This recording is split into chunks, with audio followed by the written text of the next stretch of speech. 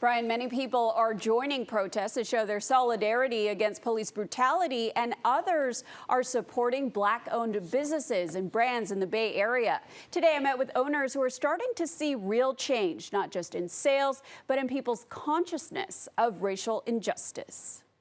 The sign "Black-owned" in the window of Brown Sugar Kitchen on Broadway is the reason it was spared during a night of looting and unrest in Oakland, according to chef and owner Tanya Holland.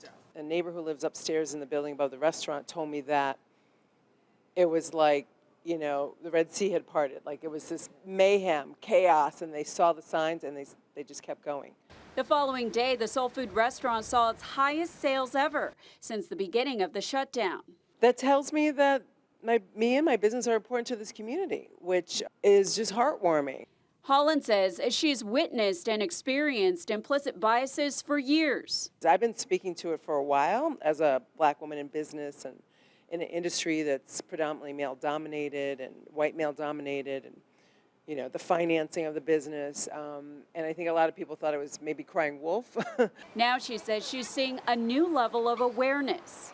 Cupcake and Bake Shop with locations in Oakland and Berkeley says sales actually jumped 20% from before the shelter in place. We had a record-breaking Friday yesterday in sales.